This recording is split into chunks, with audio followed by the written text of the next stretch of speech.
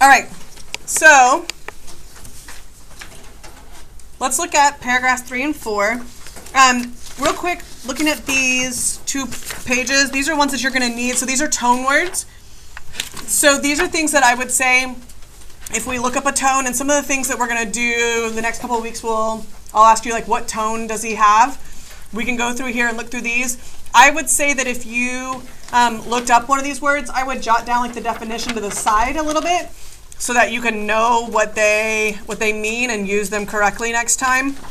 And then active verbs, these are ones that I've talked about, like we call them marker verbs. You've heard me call them marker verbs before. So it's instead of saying like truth says, she states, then we can actually use a better marker verb, like truth demonstrates that, right? So we can use a better marker verb in our language. All right, so looking at paragraph 3, I've borne 13 children and seen most all sold off to slavery. And when I cried out with my mother's grief, none but Jesus heard me. Ain't I a woman? All right, so what do we learn about her character? So how did y'all characterize her? What were some of the words that you guys described her as? As what?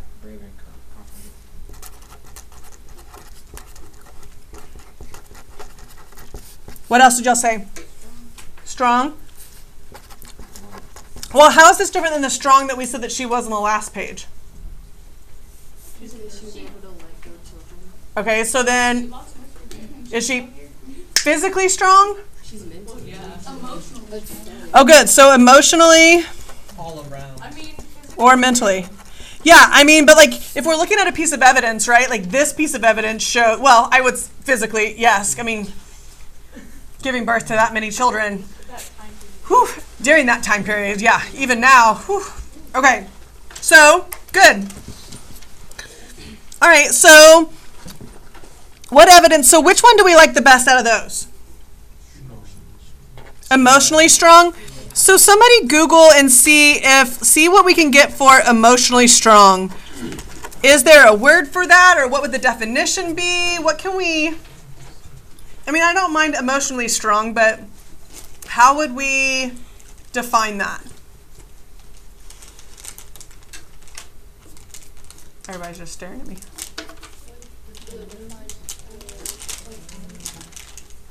Look at the definition for determined and see if that works. A person who is emotionally strong is one. Go ahead, I'm listening to you, Jacob. Okay. A person who is emotionally strong is one who doesn't let a person get to their emotions and make them sad or angry, and can be calm and control their emotions during a stressful time or situation. Doesn't let someone get to their what? Emotions. Okay. I think that would work. Resilient? Ooh, okay. What's the definition for that one? I didn't look it up, I just thought. I like that word. I mean, because I kind of think that that encompasses all of this over here. So look, give me a definition for resilient. Able to withstand and recover quickly from different conditions. Able to recover quickly from difficult situations? Conditions. From difficult conditions. Okay. I like that one. I feel like that kind of encompasses some of the other ones. Okay, so what evidence would support that? She what? She's seen most I don't need funny today. So then what'd you say? I just said she lost her kids, but I don't think that's right. Okay, well further that. She lost her kids. Okay, and what? She was sad. And she had no. Well, that doesn't show she's resilient though, so further. She lost her kids and, She still. but she what? Hold on, Justin, go ahead. She had no one to help her but Jesus. Okay, so how does that show that she can recover quickly? I mean, she did it herself. She had to pick herself up.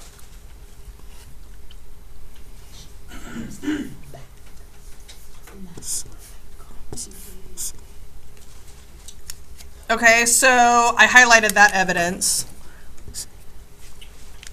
And then I'm going to put, so she,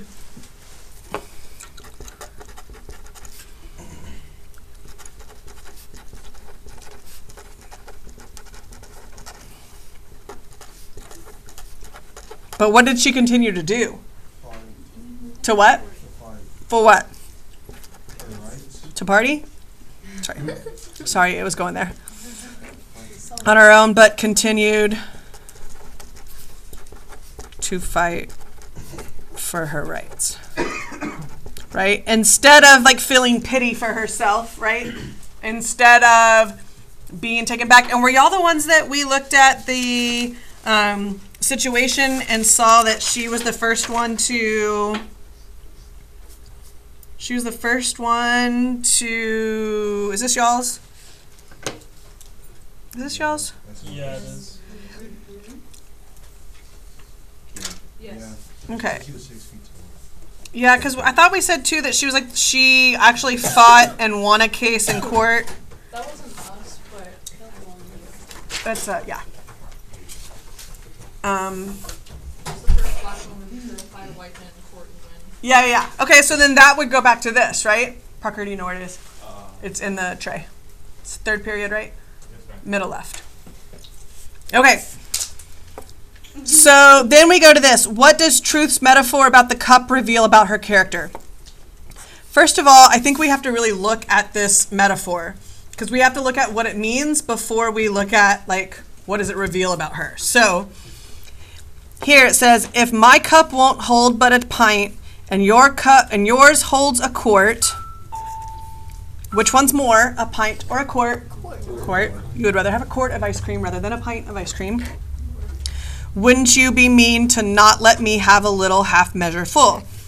Okay, so when we look at a metaphor, we want to look at the pieces and parts like outside of context. So a pint is smaller than a quart. If y'all didn't write this, I'd probably be writing this down. And then what is it that she is saying that what is she referencing that it's holding? What literally does she mean? Rights. The rights, yep. So, what is she suggesting here? What does that metaphor mean? That she wants better rights. What does the metaphor mean? If you have a bunch of rights that you're not using, why don't you just give me some? Okay, there you go. Say that again, Micah. If you have a bunch of rights that you're not using, why don't you give me some?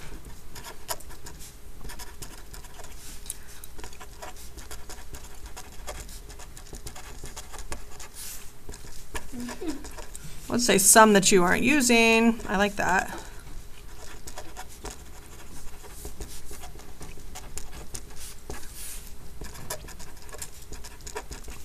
So then why not just give me a little?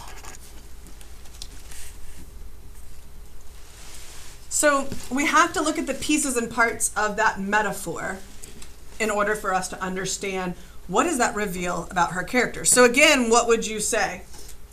What would you say? What would that show us about her character? What's the good version of greedy? That's a good question. Sure. Not Like, she or a knows good that version. she deserves, but like if she wants right, she's greedy for having more, but it's not like she's in a position where she has a bunch. Jeremy? Greedy is usually when you have something and you want more of it. No, entitled. It's not necessarily. So entitled can be taken two ways. I think entitled can be like you are entitled to. So somebody look at the definition. Sometimes I think entitled is seen as a bad thing depending on the situation, right? Like if sometimes y'all are called like entitled teens, right? Because y'all grew up in an atmosphere where you believe that you deserve more than what you should have. Somebody look up entitled, but I also think that you are entitled to certain rights, right? So that's not seen as a negative. So Entitled is believing oneself to be inherently deserving of privileges or special treatment, but entitled is give someone a legal right or claim or just claim to receive or do something. I mean, I would say that she's entitled. I don't think she's asking for special treatment. I think it fits the first half of that, right? That she deserves what? Read that again. Privileges. Deserving of privileges. I mean, and these privileges are rights. I think that would work. For me, I would say that would work. Oh no, wrong spot, sorry.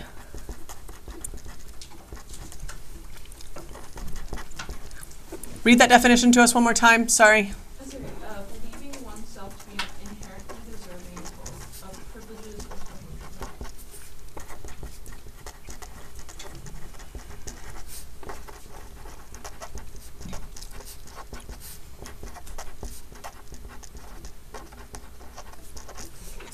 Inherently meaning that like it's given from God, right? Like it's a right that we should have, right? Like I deserve this.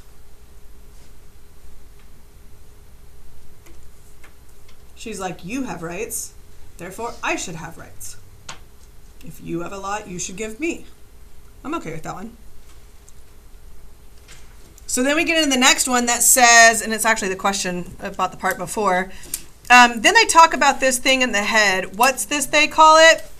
And I think it's kind of funny because I believe that she did that on purpose. I believe that she knew the word intellect, but was trying to get other people to say it, not to show that she doesn't know it, but to kind of be ironic in the fact that, oh, yes, intellect, right?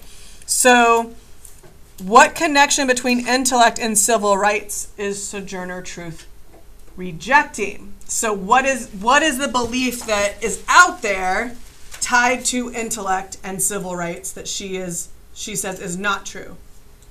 Well, a lot of people thought that since they thought women and African American people didn't have as much intellect, and they weren't as superior. Okay, and so she's rejecting the fact that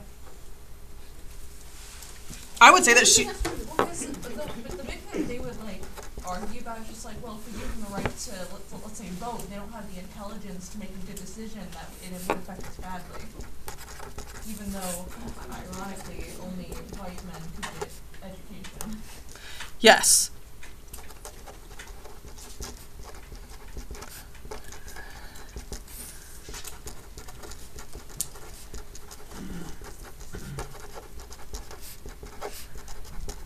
So rejects the idea that they, women and or African Americans, don't have the intelligence to make informed decisions.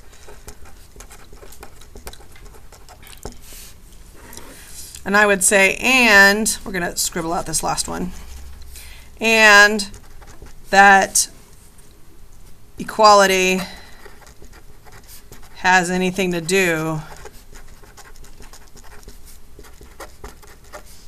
with intelligence.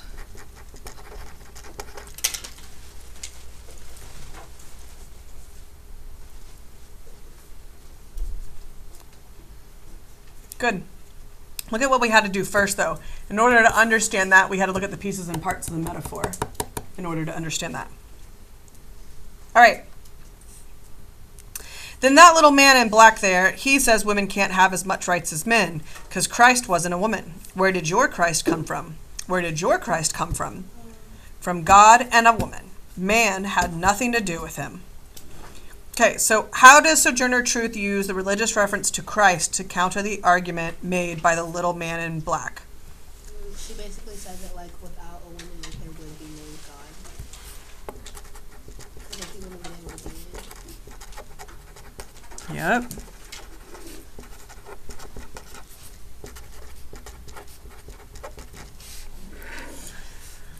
I also kind of think, I kind of also, I mean, I don't know if y'all think this, I kind of also think that she's kind of saying that God is not a man being mortal, right? So I kind of feel like that's a little bit of what she's implying as well, right? All right, what is the effect of Truth's repetition of her rhetorical question? Okay, so a couple of things about a rhetorical question. We've talked about this before, haven't we? Didn't we talk about like a rhetorical question in, I think I asked about like Julius Caesar, like in Brutus's like funeral speech when, have we talked about that? So a rhetorical question is never ever to make the audience think, right? And here's the reason why I say that. One, a rhetorical question is only really effective after an argument has been presented.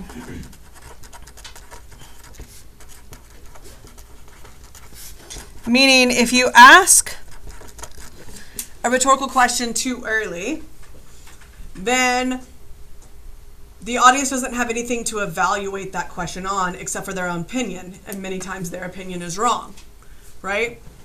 So we don't say that a rhetorical question is to make somebody think. So, for example, like my best example that I always use is like in Julius Caesar and Brutus's funeral speech after they've all killed Caesar. Thank you. You're welcome. After they've all killed Caesar, that Brutus has to get up in front of Rome and say, like, here are the reasons why we killed Caesar, right?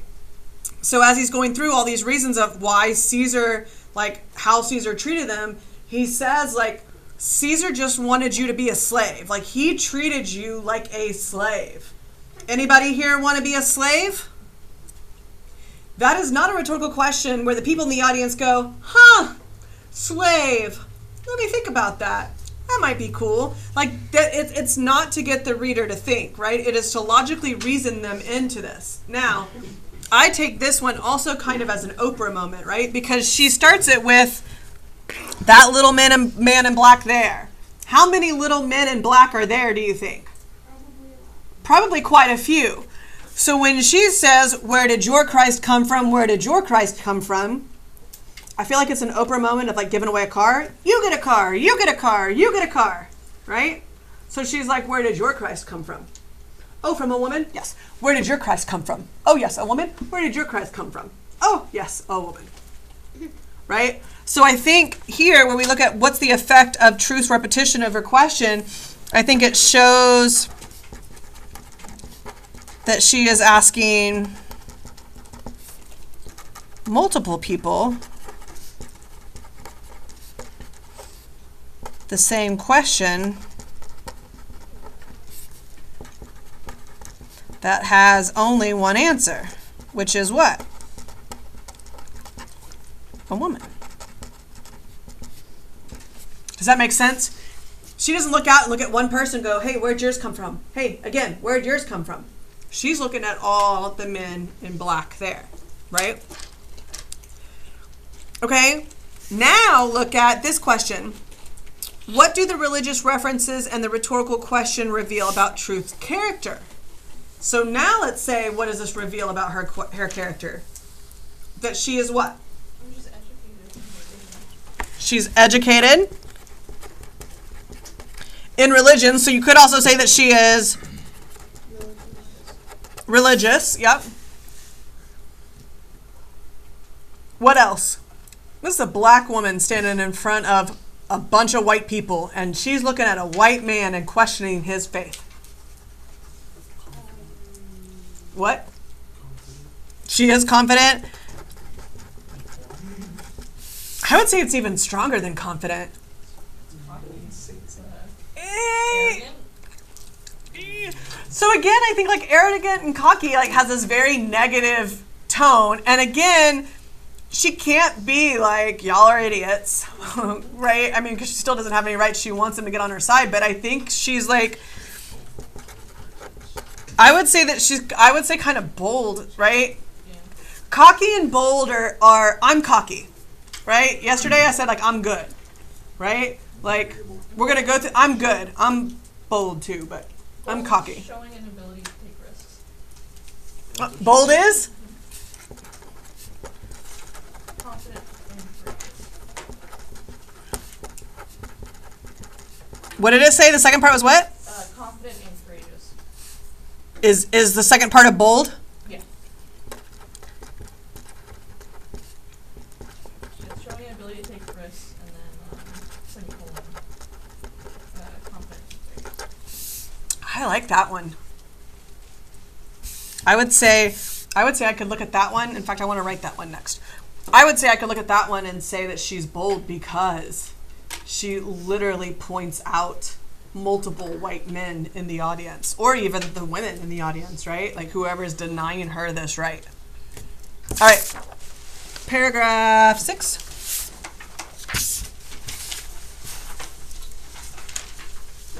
If the first woman God ever made was strong enough to turn the world upside down all alone, These women together ought to be able to turn it back and get it right side up again. And now they is asking to do it. The men better let them. Okay, so first, who's the first woman God ever made? How'd she turn the world upside down? She sounded like an Eve. She what? She ate the apple. Sin How did she create sin? by eating She ate the apple. Disobeyed God's rule. She what? Disobeyed God's rule.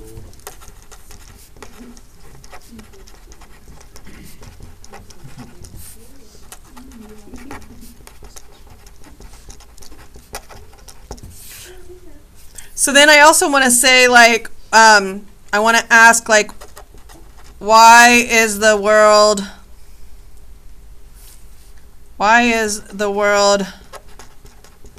upside down now? Why would she consider the world to be upside down now? Now. Men are in control. What is she trying to fix? Not sin. Equality. So why is everything upside down now? because everything's unfair. Like nothing makes Good.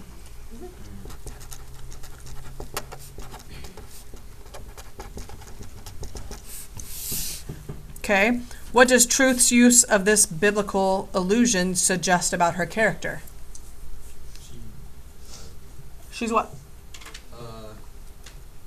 She was the Bible. Well, yeah, she used the Bible. What does that say about her? She's ruled. Yeah, I mean, Yeah. I think that would work because I think she's ultimately trying to show a couple of things. I think she's trying to show that she has the same beliefs they do. Well, she's really telling them, she was like, God created us all equal, so why are you making me lesser of a person? So she's using God as her reason for equality. And during this time, a lot of people believed, like a lot of people would use the Bible as a reason why there were slaves, like why we had slaves, why we had rights to have slaves. Okay, obliged to you for hearing me, and now old Sojourner ain't got nothing more to say. What is the effect of the Truth's description of herself as old? Old Sojourner. I mean, she is, but She's wise. okay, good. Shows that she is wise, has some wisdom. Again, didn't we say in the very beginning, like, so again, it's treating them like she is, like mothering them, right? Can't see. Sorry. I'm not going to worry about this last one.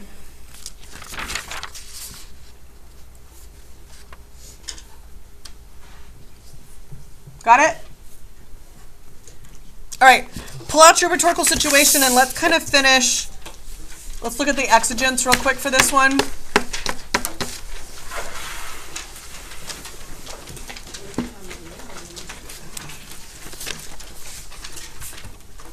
So what do you think, like, why now? Like, look at where she is. Y'all said that she's, like, at the women's convention. So if we look at exigence, remember, exigence is, like, what made her do this now? What made her speak out now? What finally got it to this point? What do you think made her so upset that she finally spoke out? Or why at this time? Maybe slavery. Her children were all they got just slaves in the US. She was like the last one. Okay, so maybe she has seen too many children, even her own, right? Brooks, what do you say? Oh, I just said like slavery started to happen. Is it just starting to happen? No. I mean, we're 10 years before the Civil War, right? So maybe this is a time in the country where it feels like change should happen, something should happen, right? Slavery's been gone on too long. So I also look at, like, who is at this convention. So I think this is a good time for her to speak out because she has an empathetic audience, right? Meaning she has an audience that understands partially, at least, her plight, right? Like her audience, if it is majority women, or if there are women there, they understand the right or the idea of being denied rights, right? Maybe not to the extent that she has, but they do understand her plight, right? All right. Our friend, the SAQ. I'm going to change this. I kind of revamped this today, but I'm going to kind of change it because it doesn't fit. We're going to answer this one question. Okay. So you ready? In Sojourner Truths, quote, ain't I a woman, comma, truth. Now recognize, I'm not calling her Sojourner because her and I are not friends. We do not go to dinner together. So I only reference her by her last name. Sojourner truth can be characterized as what? What do we think, like, overall? Or look at one of our examples and see which one did we like the best. Wise. Bold, wise. Why don't we do one and then you're going to do one on your own. So let's do, I heard bold first. Can be characterized as bold. You can do wise on your own next. Okay. So look, I'm going to take this out because I don't think we need it for this one.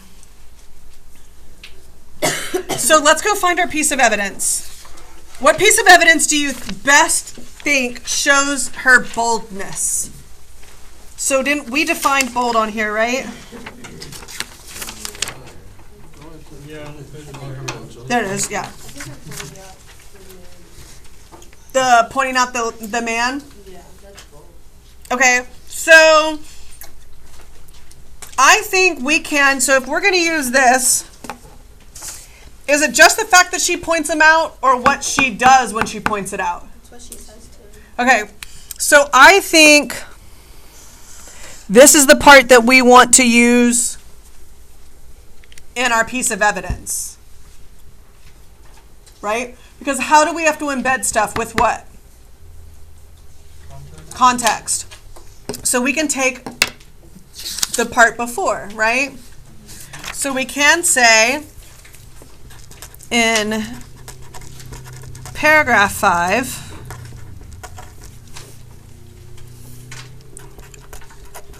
truth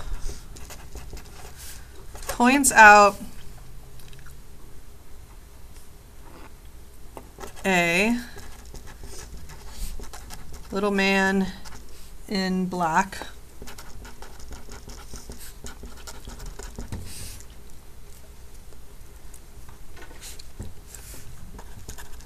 that says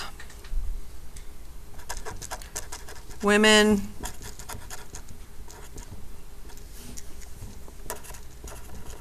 don't deserve the same rights as men because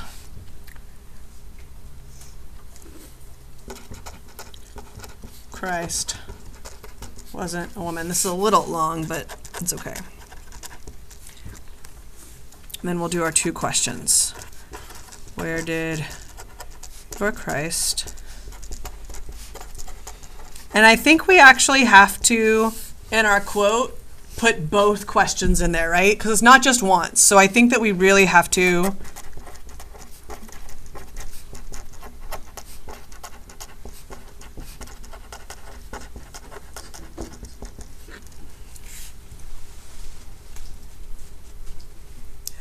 So in paragraph 5, truth points out a little man in black that says women don't deserve the same rights as men because, quote, Christ wasn't a woman.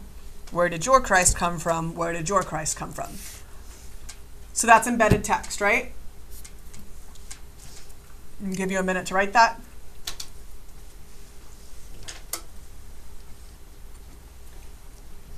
Good? Thumbs up? Okay. All right. So, what type of language did our questions ask us about? Like, what is the language in there that we liked? What device or thing did we like in there? The repetition of the question. Okay? So,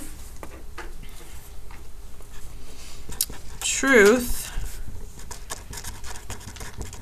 repeats her question as if she is asking multiple individuals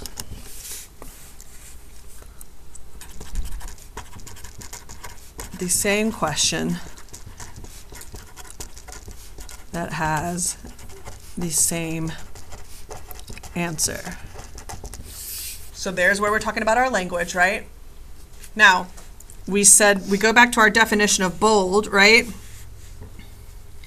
She is taking, this is where we use our definition, a risk.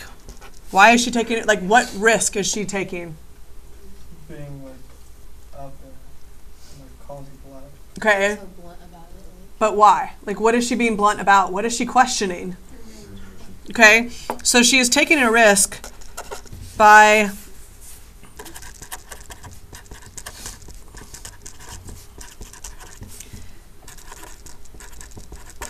their beliefs in God.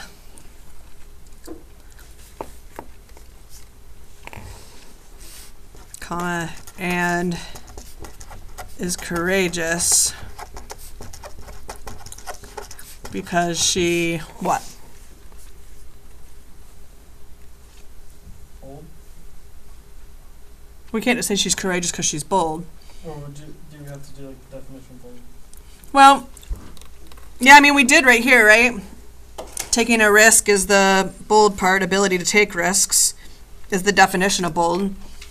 So that shows why she's taking a risk by questioning the beliefs in God, and is courageous because she continues to fight for her equal rights based on their beliefs. That, my friends,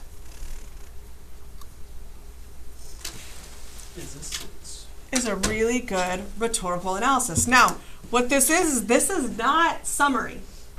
This is talking about purpose. Why does she use this language? Does that make sense? So you're looking at the reason why she used that language.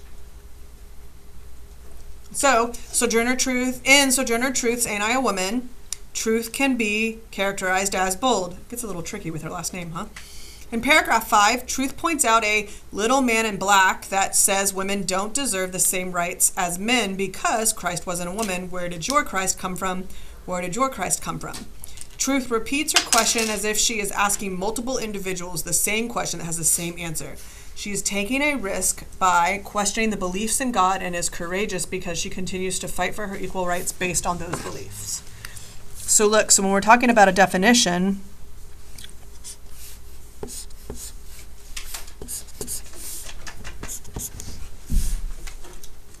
right? That's where we're seeing it. So, your job is on the back to write another chunk. You can use bold if you want. You need to find another piece of evidence. You can use a different character trait with a different piece of evidence, but these need to be done today. You need to walk in tomorrow with it. I'll bring them up on the board tomorrow and grade them on the board tomorrow. Up here. we're gonna grade every single one up there. Most of them, yeah? Don't y'all want to see what the wizard is like behind the curtain? Yeah. Don't you want to know how the wizard grades so that the next time you write that you know what looks good and what doesn't? can watch the widget ready if it wasn't shown for the entire class. Put your name on the front then, so when I flip it over, I don't see your name. That's smart. All right.